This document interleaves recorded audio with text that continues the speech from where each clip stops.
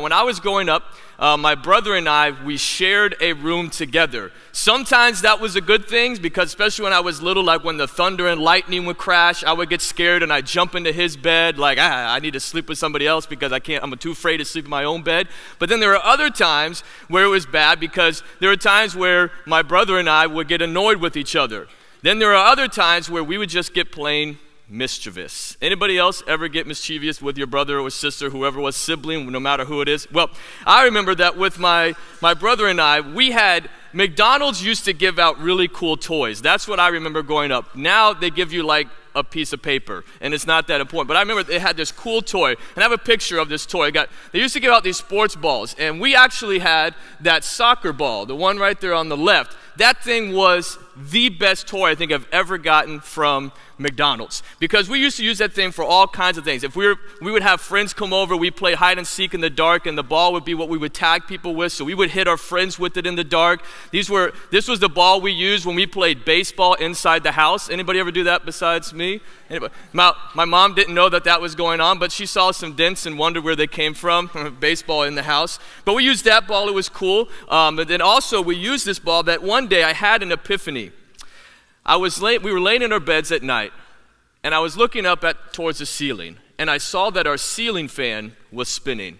Now, I sat back and I said, Self, we've thrown a lot of things into this fan. We've thrown socks, we've thrown toys, we've thrown kittens, we've thrown all kinds of stuff. No, I didn't really throw kittens in there. But we did put a kitten on the top to kind of ride around and see if it would like it. But you're just curious, you just got to see sometimes. But we had this soccer ball. I was like, man, this ball would be awesome to put in the fan because it's not really going to break anything. It's soft, it's squishy. So my brother was like, man, I love that idea, let's do it. I mean, who wouldn't take that idea? So here's the thing that we need to know for you to set up. We were already told we needed to go to bed. We had already been messing around, and we were told we needed to be quiet in our bed. So I was like, bro, we got to do this sneaky. When I throw it up and it hits stuff in the room, you can't laugh like, ha, ha, ha, ha, ha. You got to be like, shh, ha, ha, ha, ha. Like, whoever thinks that's a good idea, that never works. You can never just do that. It's always like, pop, and then you get in trouble, right? So I throw the ball up into the air, hits the fan flings it into our blinds. The blinds go crazy. We're laughing, we're like, ha, ha, ha. I get the ball, my brother's like, all right, it's my turn, give it to me. So he throws it up in the air, boom, knocks stuff off of our dresser. We're like, dude, this is amazing. Then all of a sudden we hear the doorknob turn, and my dad opens the door. Now, my dad had, I don't know if this is really anybody else, but my dad always had the idea that he was going to come and open the door in his underwear, like, hey, guys, be quiet. Be quiet, guys. And we're like, all right, go ahead. We'll be quiet. We'll go to bed. And so he tells us to go to bed. He closes the door. We wait a minute. I'm like, dude, we got to do this again. This is too fun to pass up. So we toss the ball up into the air. We do it a couple more times. We're laughing. My dad comes back in and says, guys, be quiet. It's time for bed. So he leaves. We wait a little bit longer because we know we're supposed to go to bed. We're not supposed to be quiet, but this is too fun to pass up. So then I toss it. Now, this last toss, the stars aligned, the planets aligned, because would you believe it, as I tossed the ball into the air, hits the fan, the exact trajectory of that ball was heading right towards the bedroom door. At the precise moment that this is to go to the door, my dad opens it to tell us to be quiet. Boom! The ball hits him in the face. Now, I'm on my side of the room, which was in the dark. I am dying, crying, stuffing my face in a pillow to not laugh. My brother, the light was shining on him. It was over. And so my dad says, that's it. You guys, one last peep. You guys are grounded. So he shuts the door, and me being mischievous, leans over to my brother and goes, beep. My brother lost it. My dad flies back in. You're grounded until Jesus returns. Like, I don't even know what that means.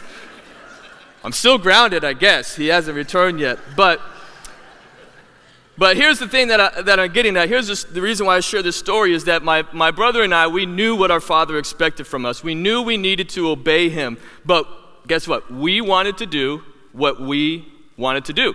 We knew judgment was going to come, but we felt in our own heart that we could get close to that line, but we wouldn't go past it. We won't get this judgment. And the reality, church, is that that same mentality is running rampant in our churches. Can I get real for just a moment?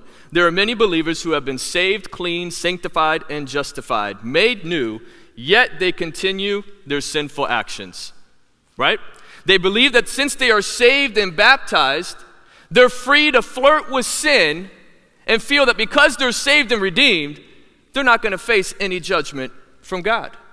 And so they go on and they continue to live with these sinful choices. How many believers do you know that come to church every time the doors are open? They're here for every service opportunity you can imagine. But when they leave this church, they live just like the rest of the world. You see, we have a mentality in churches that because we're saved and we're under God's grace, we're free to flirt with sinful choices. And Paul is warning us in this passage this morning, and he was talking to the Corinthian church about this same attitude. Paul warns that this mindset would cause the believers to become disqualified from their service to God. And he challenged them, make your service to God secure. And this morning, that's what God is going to speak to our hearts, to make our service secure. If you would, I want you to bow your hearts with me this morning before we open up God's word. Father God, we come humbly into your presence. We recognize that we are sinners. We're fragile. We're weak. And God, there's moments in our life where we think that we know what's best for us. And the reality, God, is that we need you to tell us what is best. God, we're in desperate need of your grace and your mercy. God, we ask that you create in us a new heart, a clean heart, a heart that longs and desires to please you. And God, you're the only one that can do that work of grace in our hearts. So God, this morning as we open up your word, we ask that you would do that this morning. Mold us and shape us into your image. It's in your name we pray. Amen. And 1 Corinthians chapter 9, if you would, open your Bibles up to 1 Corinthians chapter 10. We're going to be in verses 10, 1 through 22. And so we'll be in chapter 10. But I just want to share with you the verse that Pastor Brian ended with last week. The Apostle Paul, this is what the Apostle Paul says in 1 Corinthians 9:27. He says, but I discipline my body and keep it under control. He says, I discipline my body. I keep it under control. Why is that? Why does he keep it under control? So that lest after preaching to others, I myself might be disqualified. You see, Paul understood that for us to be effective in service, in ministry, we had to discipline our body, to discipline our choices, to discipline the things that we pursue and chase after. And Paul said, I'm not going to do anything that causes me to lose my effectiveness in ministry, to make me lose the blessing of seeing others respond to the gospel. And so he says, I discipline it so I don't lose that service to God. You see, there's some people that think that the service of ministry belongs to pastors, worship leaders, outreach pastors, church staff, the church receptionist, not realizing that every believer has a part in the service of ministry to God.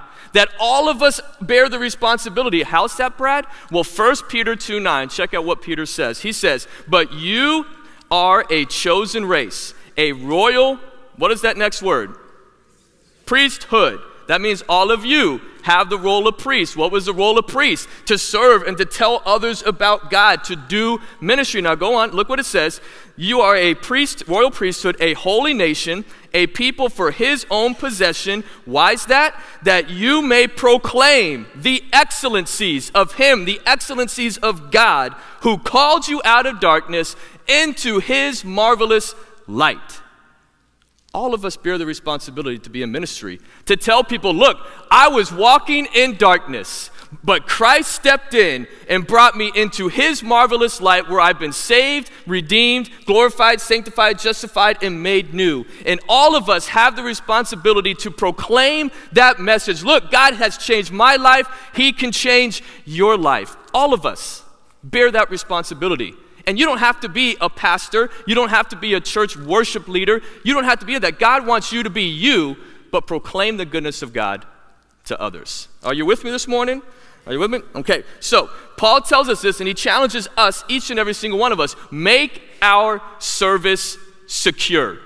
Do not allow sin to disqualify you from being effective in ministry. And the Apostle Paul lays out 3 principles in this passage that help us make our service secure. The first one, I put it in my notes this way. I wrote it down as, remember the past. Remember the past. In the very first 5 verses, the Apostle Paul brings up Israel's past mistakes as an encouragement and a challenge for us to remain faithful in our service to God. Israel was God's chosen people, just like the Corinthians, just like us. Yet they failed to make their service secure. Paul challenges us to examine the past so that we can remain secure in our service in the present. Verses 1 through 11 teach us 2 important truths about the past. The first is this: God judged Israel. God judged Israel. You might say, Brad, what does that mean? Well, let's look at verses 1 through 5. It says this: I want you to know, brothers, that our fathers were all under the cloud, and all passed through the sea, and all were baptized into Moses in the cloud and in the sea, and all ate the same spiritual food, and all drank the same spiritual drink, for they drank from the spiritual rock that followed them, and the rock was Christ. Nevertheless, with most of them, God was not pleased, for they were overthrown in the wilderness. Paul starts off saying all the blessings that Israel received from God. He starts off by saying that they had the cloud by day. That was literally God's presence that was guiding them by day. Then at night, that cloud turned into fire and would sit behind Israel as a protection for Israel, that God was protecting them from their enemies. So they had the blessing of God, his glory, his presence with them by day and by night. Then he says that they went through the Red Sea. Now, this is a miracle that the Israelites witnessed. They were about to get overtaken by the Egyptians. God tells Moses, stick your staff in the water. Sticks it in the water. Boom, the waters part so they could walk through on dry ground. The Israelites witnessed it. They observed it. They lived it. They had this miracle and work from God right before their very eyes. Then it says not only that, but they all came together and were unified as one, being baptized into Moses. You might sit back, what does that mean? Here's the idea. They identified themselves as a nation submitting under the leadership of Moses, as Moses submitted to God. And so the Israelites were able to become their own nation, God's people. And not only that, it says that while they were out there, that they were supernaturally provided with manna from heaven. Every morning there was food on the ground for them by the miracle of God. Then not only that, that as they walked around and they've traveled, that there was a rock where anytime Moses would strike the rock, water would come out. And Paul goes further and says, look, there was a rock providing water, but Christ himself was with Israel. So the Israelites were experiencing all these works of God, all these blessings from God every single day. But when you look down at verse 5, it says, nevertheless. Nevertheless. You see, the Israelites had a drastic error. They felt that God's blessings and protection protected them from making sinful choices. That I can live however I want to and not have any judgment from God. We're his people. He's providing for us, but I'm going to do what I want to do, God, because I've experienced your blessings. I'm good. Nothing can happen to me. And you get down to verse 5. Nevertheless, with most of them, God was not pleased, for they were overthrown in the wilderness. You see, the scriptures say that only 2 adult males made it into the promised land. out of all of the people that were set free. Out of all the people that were in bondage and saw God set them free, 2 adult males made it in. When all experienced the blessings, when all experienced his miracles, most of them died because they thought those blessings would protect them and they could live however they wanted. The point Paul is making with these verses is this, guys. He's making it to the Corinthians, but it's also to us as well. That God's blessings, supernatural works, and presence in your life does not keep us from experiencing God's judgment when we choose to live however we want. You see, there's stories in the Bible I know from my life when I've been a Christian and I've allowed things to come into my own life where I'm saying, okay, God, I'm going to church, I'm praying and reading my Bible, but I'm going to go out and live this sinful action. The only thing I brought into my life was destruction. And so Paul is telling us, look, Corinthians, look, guys, look, us, look, Hollywood Community Church, we can't rely on the past blessings and workings of God to protect us when we choose to live however we want. That God's judgment that he brought down on his own people, Israel, God's judgment will come down upon us. Now, here's what I don't mean. I at all do not mean that God's judgment means we're going to lose our salvation. What are you going to lose? You're going to lose your effectiveness in ministry and service to God. And not only that, you bring destruction into your own life. I'm sure you could sit back and name some people who were faithful Christians but allowed sin to enter into their lives. And they gave into that temptation, and you look at their lives, and their lives has been wrought with destruction. You look at their lives and see that things that they never thought would happen have happened to them. You see, Paul is challenging us that as believers, our careless living can bring God's judgment into our lives and ultimately lead to our destruction if we are not careful to make our service secure. Here's the second thing I put in my notes. I put it this way. Desiring, not only did God judge Israel, but desiring evil led to the Israelites' destruction. You see, Paul says here, God judged them. God overthrew them. And here's why. They desired evil. Look at verse 6. Now these things took place as examples for us that we might not desire evil as they did. You see, Israelites experienced God's daily miracles, blessings, and presence. But they still desired the ways of the world. They still desired evil. Somebody this week told me that, look, the Israelites were taken out of Egypt, but Egypt was still in the Israelites. You see, there's some of us, we've been taken out of the world, we've been redeemed, right? We've been saved, but there's times where we want to go back to the ways of the world. And Paul says this is exactly what happened to the Israelites. They desired the things of Egypt, and it didn't take them long to turn a blind eye to all of God's miracles, all of God's work, so they could pursue their sinful choices. The Corinthians were on the dangerous grounds of doing the same thing. God freed them from the chains of sin, from pursuing their evil desires. But for us as well, we have experienced that, but there's many of us that turn a deaf ear and a blind eye to God's word and to his works so that we could chase what we feel we really need in life. You see, the Apostle Paul knew that our struggle with sin was a real one. In the book of Romans, Paul says that there's a law that he sees at work, that when he desires to do good, there's also a desire to do what? What you shouldn't do.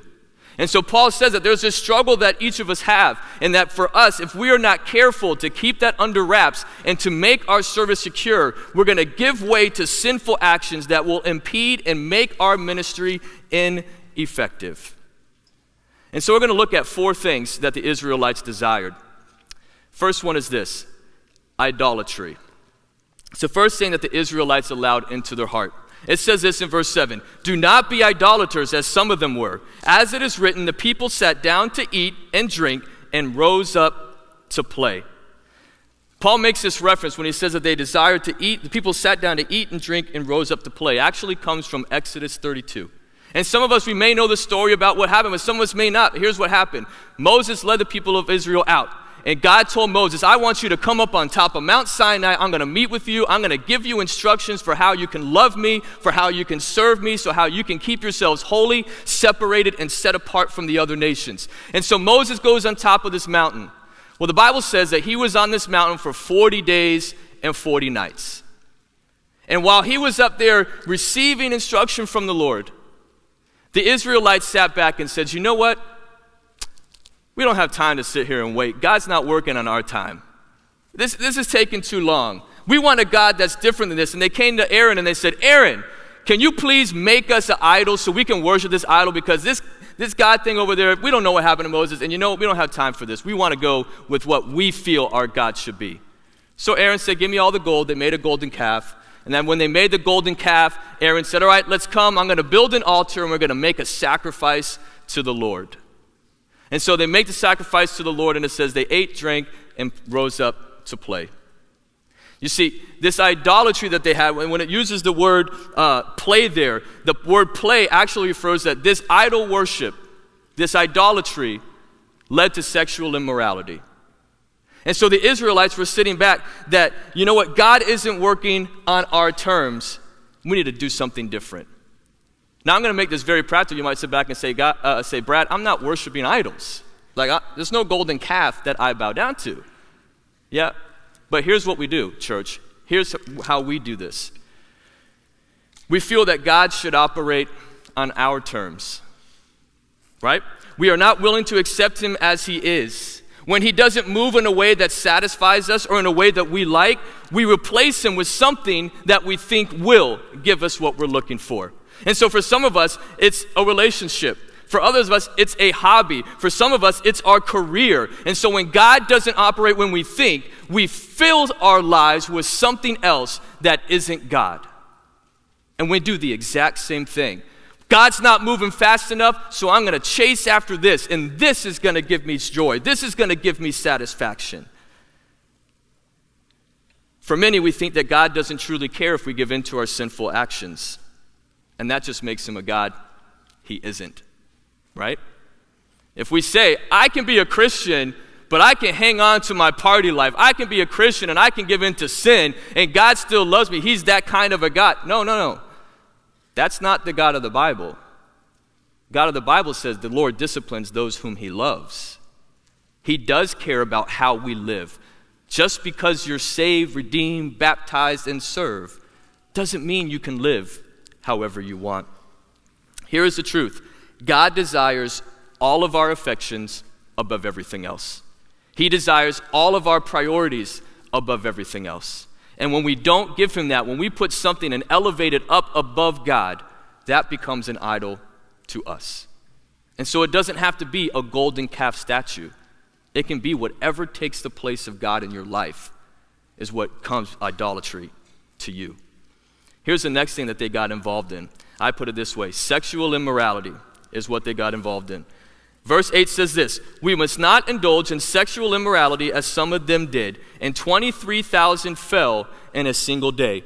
In this story, Paul is referencing a time back in Numbers chapter 25, verses 1 and 2. I'll put them up on the screen. You don't have to turn there. But this is what happened to Israel. This is the backdrop behind why he shared this. He said this, while Israel lived in Shittim, the people began to whore with the daughters of Moab. These invited the people to the sacrifices of their gods, and the people ate and bowed down to their gods. You see, Israel's sin started off with sexual immorality. That's where it started. But that one sin opened the door to where after they committed the sexual immorality, they began to sacrifice and to worship false gods.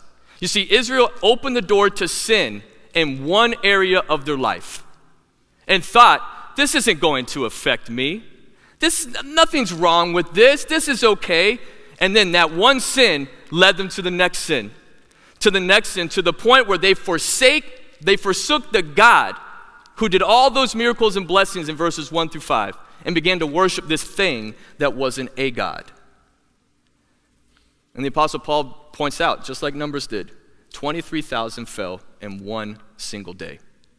You see, they allowed sin to come into one place because they thought it wouldn't hurt them. And the Corinthians were walking along the same path, and this is what he sees. He sees the danger that they had. These Corinthians were saved, they were redeemed, they were taking part in the Lord's Supper and the fellowship with believers, but yet they were still wanting to eat at these pagan feasts. These pagan feasts were in temples that were to false gods. And at these pagan feasts, they would come, they would eat, and they would say, hey, I identify myself with this god Aphrodite or whoever it might be. And when they ate that feast, the feast typically culminated in sexual immorality. And Paul is sitting back saying, look at what you're doing. You're partaking in a feast that is going to lead you down a path you don't want to go. And if you take this path, you are going to become ineffective in your service to God. And he's challenging them. You need to make your service to God secure. You see, we have to make our service to God secure. Are we allowing a door to be open to sin? Is there something that is in our life right now where we've opened that door for a sin in one area of our life? Because the truth is, as you open that door, you're going to lead yourself to more. I mean, there's pastors that have fallen. I'm sure you've seen it on news everywhere.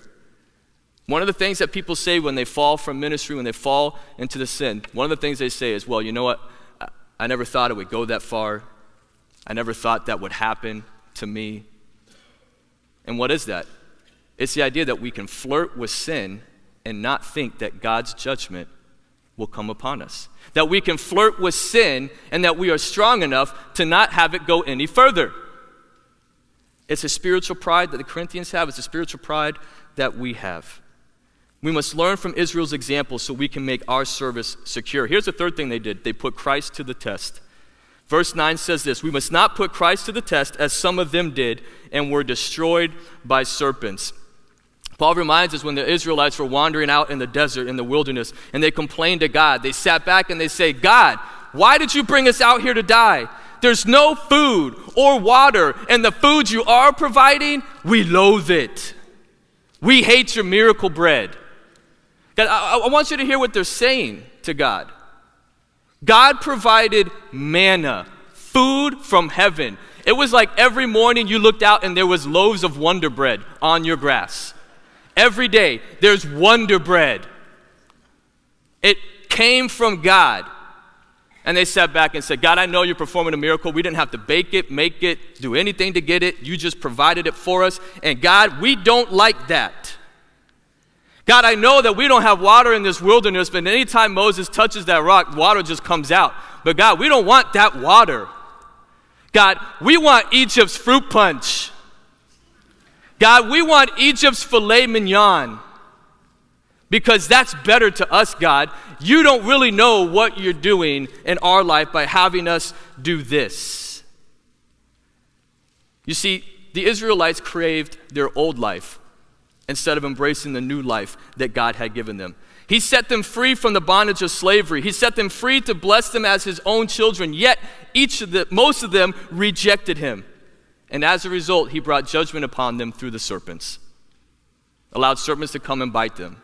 But our gracious God, our loving God, our forgiving God said, look, here's the deal. If any of you are willing to forsake your ways of how you think your life should be, and you turn and look at this bronze serpent, you will live. What was God teaching them? He wanted them to know that their ways of how they think life should work are not his ways, and that his ways are better. His ways are greater. His ways are supreme. The Bible says his thoughts are not our thoughts. And so God knows what is best for us. And you see, we in the church, we get into those areas of our life. We think that, God, what do you mean I can't have this? What do you mean I can't go back and do these sinful things? And God says, I have greater things in store for you than your old life and the old way you used to do things. You see, the Corinthians experienced God's salvation and work in their lives. They participated in fellowship with other believers, yet they were desiring more. They said the Lord's Supper and the fellowship with Christ is not enough. We also need the fellowship with these pagan feasts. And man, we do the same thing. I'll give you an example. How do we do that in our life? Well, here's how we do it. We feel that God is keeping us and causing us to miss out on the good things the world has to offer. How does that work out? Like this. Sex outside the way you define it, God, is better. You don't define it good enough. The way I want to do it, that's better. Putting my career and dream above you, God, and my family, that's a better way to live. We sit back and say, looking at pornography, that's better, God. Getting drunk, that's better living, God. Abandoning my marriage because I'm not happy, that's better, God. It's better. Not honoring and respecting my parents, that's better, God. My hobby is more important than my fellowship with Christ, that's better, God. And you see, we do the same thing putting Christ to the test, feeling that these things the world has to offer is better than what God has to offer. And God is saying, no. Just live under what I've said. Live under my blessing. Live under my protection. And what I have to offer you is far greater because I'm not offering you stuff. I'm not offering you things. You see, God is telling us, look, here's what I'm offering you. I'm offering you me. I want you to know me. You see, the Israelites thought they needed these actions. They thought they needed these things. And God says, no. What you need is not more things, not more stuff, not more fun stuff to do. You need me. Because when you know me, you'll know salvation. When you know me, you'll know the peace that passes all understanding. When you know me, you'll know joy. When you know me, you'll know freedom from sin. When you know me, you will experience blessings beyond all comprehension. When you know me, you know love. You see, it's not about what the world has to offer. God says those things are worthless. You want what the world has to offer? Then fine, here's what you're getting. Pain, anxiety, depression, destruction. You want that? That's your choice. But God says you want freedom, you want to experience love that you've never had before. Know me better. Know me more.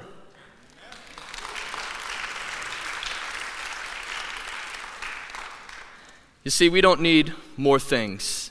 We're not missing out on anything when God is our everything.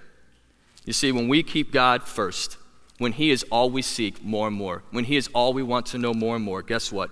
We make our service secure. Here's the next thing that Paul says that they did. They were grumbling in the wilderness. Grumbling. Verse 10 says this, nor grumble as some of them did and were destroyed by the destroyer. This story blows my mind. It fascinates me. I read it and I had to read it again and I had to read it again because just the way that it ended, you'll get what I'm saying. So here's what happened. A group of Levites came to Moses and Aaron, and they said, Moses, Aaron, we got a bone to pick with you. You guys are the priests of this nation, and all we are these little Levites over here serving God in his temple. We want your role. We want what you have. And Moses is like, whoa, what do you mean? Is not serving God enough for you? You've already been separated. You've already been called out. And now you want something bigger and greater? And they're like, yeah, that's what I want. Bible says, it's a crazy story. Bible says that the Levites, their family, and all their goods, the ground opened up, swallowed all of them. They fell down into earth alive, and then the ground closed above them. I want you to catch what happens too. A few verses down after that, it says, the next day, the Israelites complained to Moses that all those people died. They just saw the earth open up, swallow people, and it says they all ran away scared. And then they come back to Moses, you know what, we didn't really like the way that God did that. Like if that was me, I would be like, Kelly, ain't no way you're going over there to tell him that. You're sitting right over here. We're good, God. We understand. Your ways are not our ways. Your ways are sovereign. Ours aren't. And see, the grumbling, this is what happens when we grumble. We tell God that his sovereignty isn't good. We attack his character. We attack his goodness. We attack his love. We attack his whole entire being when we tell him, God, don't do life like this. Don't allow these things to happen. And you see, there's areas in our life where something doesn't happen the way we want it to, we grumble. And Paul says, look, if you want to make your service secure, don't complain about the circumstances of life. Be like Paul, who says in Philippians 4:11, I've learned to be content in all circumstances. That no matter what happens and where you find yourself, God is in control. He's on his throne. I can trust him.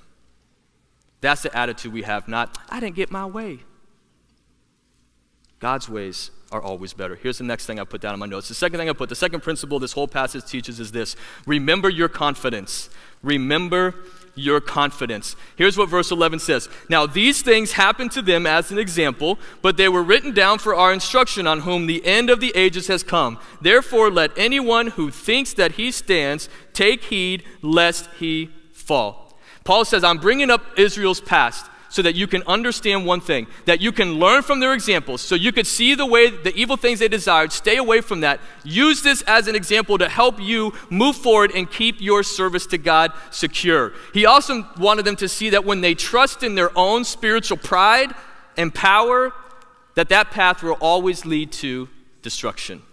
And so the Corinthians were confident in their own ability to resist the temptation. They thought, hey, you know what?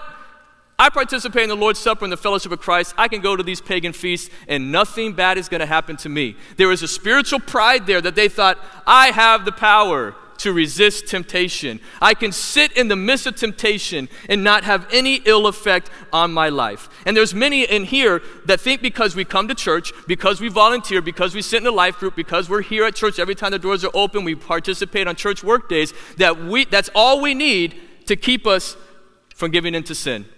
And we think, hey, I do all these things. I'm good. I can resist temptation at all costs. I don't need anything else in my life.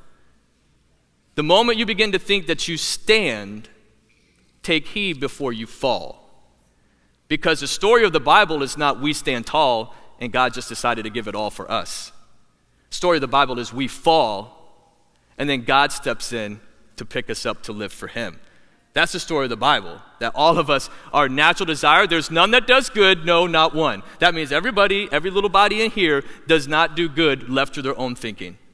And we need God's grace to come in to change our hearts, to change our mindsets. And none of us have the spiritual pride to stand up and say, in my own strength and power, I can resist sin. I know in my life I had that mentality. I said, I go to church, I read my Bible, I listen to worship songs in my car. I can hang out with these friends of mine that I just got, that I met through a cousin of mine, and I can go to their parties. They're all drinking, but I'm not going to do anything. I'm just going to go for the fellowship. I'm just going to have fun with friends. And so I went. They would say, Brad, hey, you want to take a drink? Want some beer? Want some of this? No, I'm good. I'm good. No, thank you. And I was like, yep, see, did it once. Came the next time. Oh, I did it twice. Look at that. See, I resisted. Man, I am so good. Well, after the fourth or fifth time, I had one drink. Then the next time they had a party, came over, had a few more drinks. Then I had a few more drinks, and one time, I don't remember what happened the rest of the night.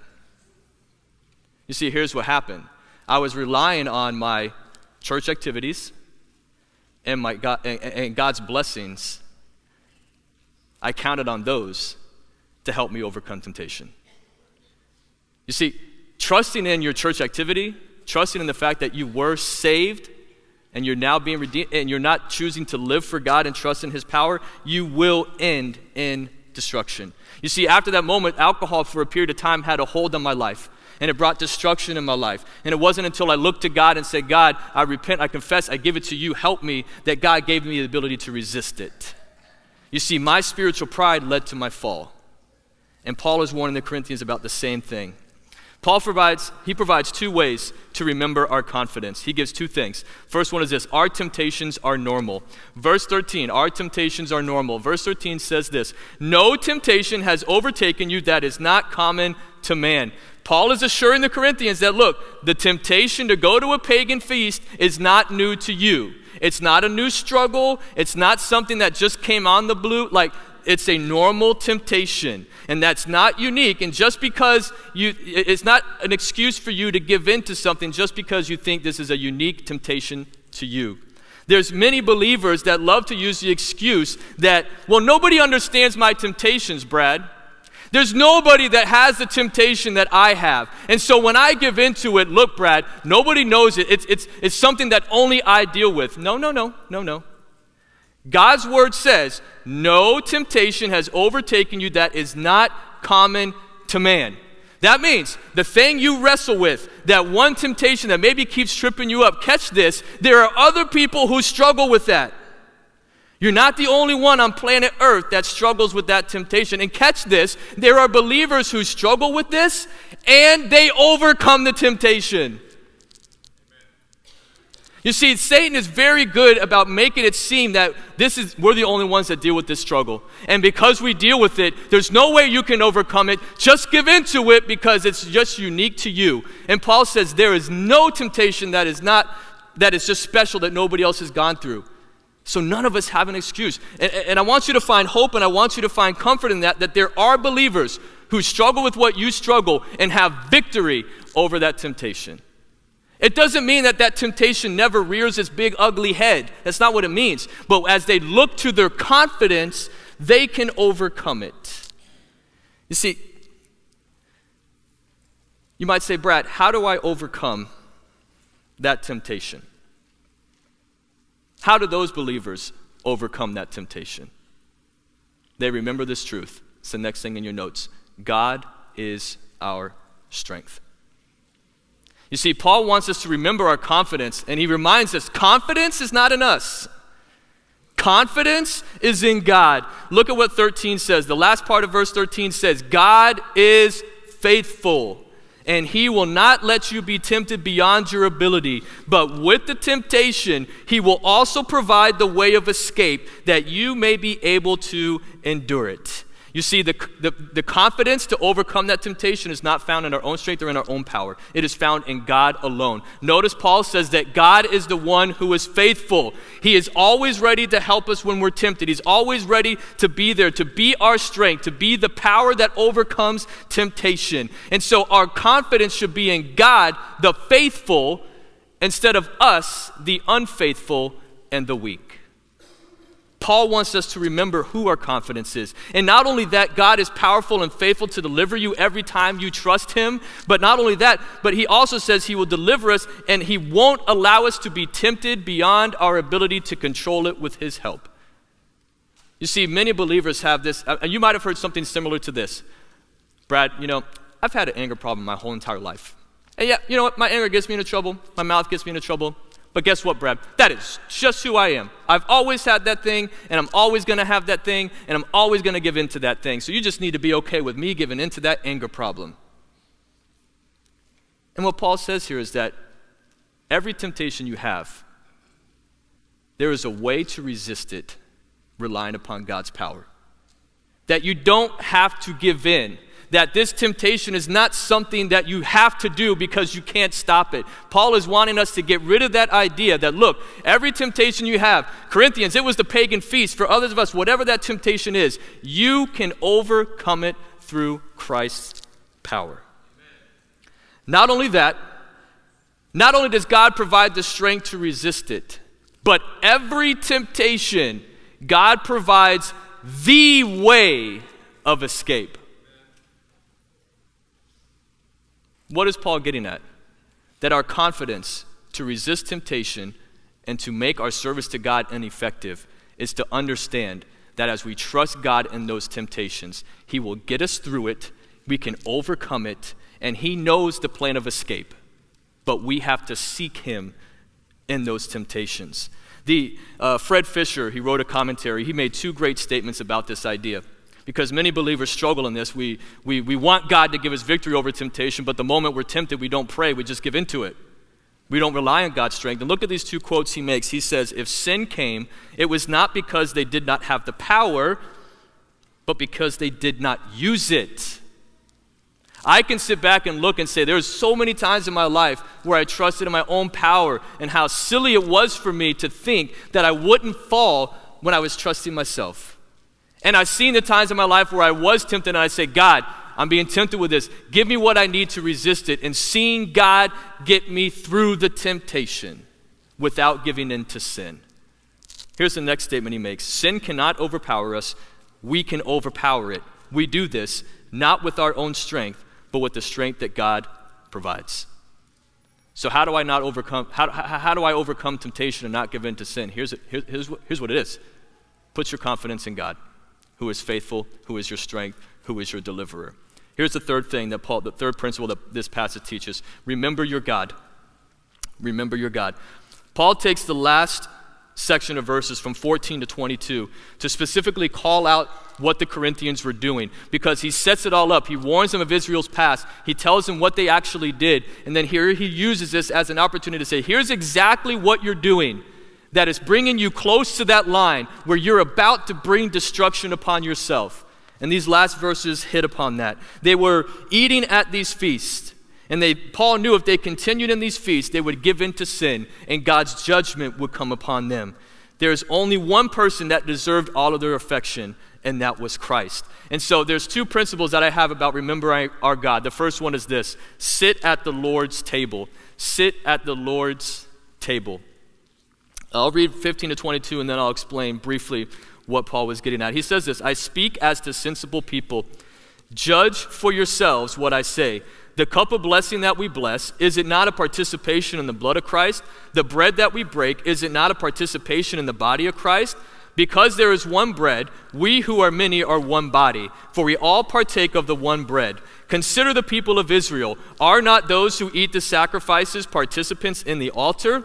What do I imply then? That food offered to idols is anything, or that an idol is anything? No, I imply that what pagans sacrifice they offer to demons and not to God. I do not want you to be participants with demons. You cannot drink the cup of the Lord and the cup of demons. You cannot partake of the table of the Lord and the table of demons. Shall we provoke the Lord to jealousy? Are we stronger than he?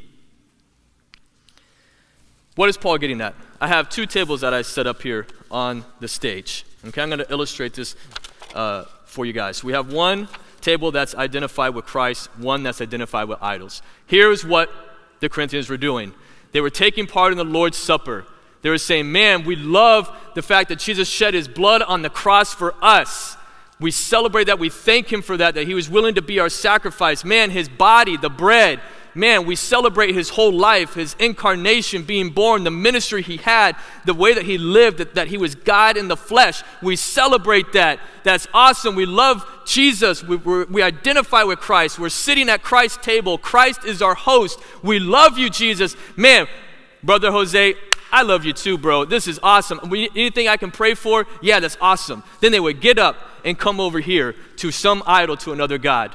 And they would eat, and they would drink, and they would fellowship with other people. And what's the idea? The host of this table was an idol. Paul goes further and says that that host was a demon.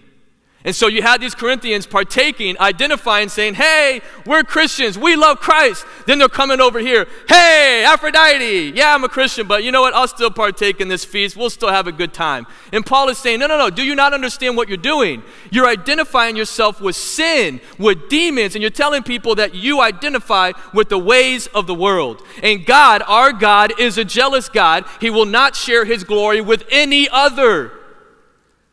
That's what the Corinthians were doing. And Paul says, man, when you take and you identify yourself with Christ and you identify yourself with the world, you're setting yourself up for a fall. And Paul warned them, you cannot live that way. You see, Paul wanted everything that the Christians do, everything that we do, to identify us with Christ. That when people look at our life and they see the way that we live, it's because they see that we belong to Christ. There should not be those things where, yeah, you belong to Christ, but why are you over here getting drunk? Thought you belonged to Christ. And God is sitting there saying, I'm saying the same thing. God wants everything we do to show that we identify with him. Verse 22, I want you to catch what he says again. He says this in verse 22. The very last part, he says, are we stronger than he? That he is God, right? And so here's what's happening. God, almighty, omniscient, all-powerful, everywhere, does not partake in evil. Because the moment he partakes in evil, he ceases to be God. But yet we think that as finite human beings with limited strength, limited power, that we can engage in evil and think we will stand. Paul says, are you stronger than God? Clearly, the answer is no, we're not. But when we choose to live out our sinful actions, we say, God, we are stronger than you, because we can partake in these things and not have anything happen to us. Here's the second thing that I'll give you. Run from idols. Run from idols. Verse 14 says this, therefore, my beloved, flee from idolatry. And I want you to hear the heart behind this. Paul is not sitting up there like this teacher that is like waving his fist and pounding it. He's saying, therefore, my beloved, out of affection, out of love, hear what I am telling you. The word flee has the idea of keep on fleeing. It has the idea of flight. Like when you're here, you see this, you are to run. You are to be like Joseph that was about to get stuck in a bad situation. He said, I don't care if I left my jacket, I am out of there. And Paul tells him, you need to run from this temptation. Flee from it before it ruins your service to God. This morning, as we close, I want you to examine your heart and your life. There might be areas where we're participating, we identify ourselves with Christ, but there's other areas where we're participating in idolatry. You might say, Brad, I'm not worshiping false gods. This is true. But if an idol is anything that takes all of your affection, time, energy, and resources, and it's not God, that is an idol in your life. So you might say, what does that look like? Well, here's what it looks like. Making money to provide for my family takes priority over my fellowship with Christ. Putting my children and their activities over my fellowship with Christ. My hobby is more important than my fellowship with Christ. My party life is more important than my fellowship with Christ. My sexual desires are more important than my fellowship with Christ. My schooling is more important than my fellowship with Christ. My appeal for luxury and stuff is more important than my fellowship with Christ. My spouse is more important than my fellowship with Christ. My drug and alcohol abuse is more important than my fellowship with Christ. My rest and relaxation is more important than my fellowship with Christ. You see, we make idols out of a lot of different things, but we find ways to justify it and make it sound cute. But anything that takes all of our affection that's above God, it's an idol that needs to get knocked down. Because if you keep that idol in your life, you may not be giving in now, but you will give in, and there will be a fall, and God's judgment will come. And so this morning, what are those idols that are in your life that need to get knocked down and destroyed? Today's the day to knock those idols down. Not to wait until next week, not to wait until next month. Today is the day to knock those idols out of your life. You might say, Brad, how do I do that? You confess to God. You repent, which means you turn away from that thing. You run from it. And then you ask God to do a work of grace in your life. When God is everything you need, desire, and want, you will make your service secure. I'm going to end with a story. There was this guy, Eric Liddell. Guys, anybody ever hear of Eric Liddell before, the 1924 Olympics? Well, I have a little, if you don't know who he is, I'm going to play a little audio clip, okay? And it'll tell you who this guy is. You might know this, so go ahead, play the clip here, all right? Guys have an idea? Does anybody know? Right? Now, who's ever done the slow motion? Just me? I'm the only one that's ever done that?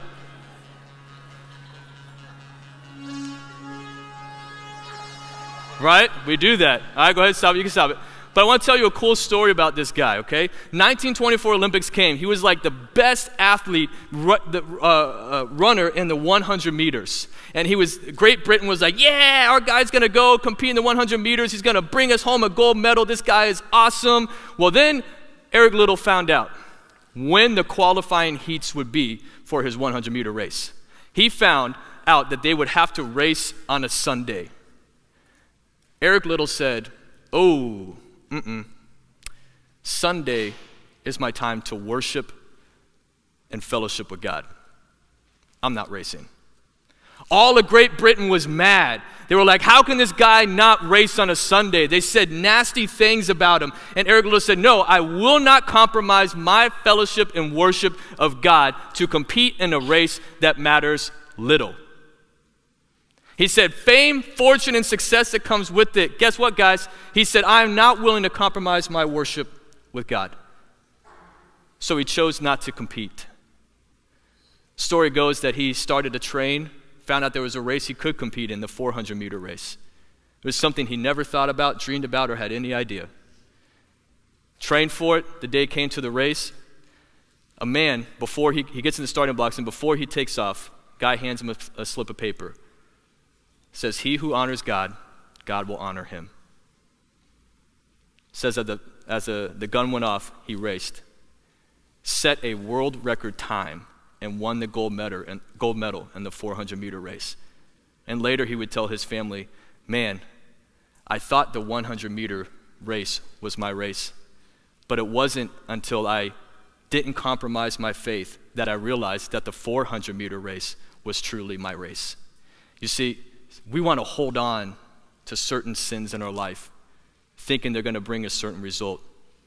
But God says, if you give that up and you don't compromise your walk with me, I have something greater. You see, we want to hold on to these little itty-bitty idols and think, well, these little itty-bitty idols are so fun. Look what I'm going to get. And God is saying, I've got something greater. I've got something better for you. Knock those idols down and trust me.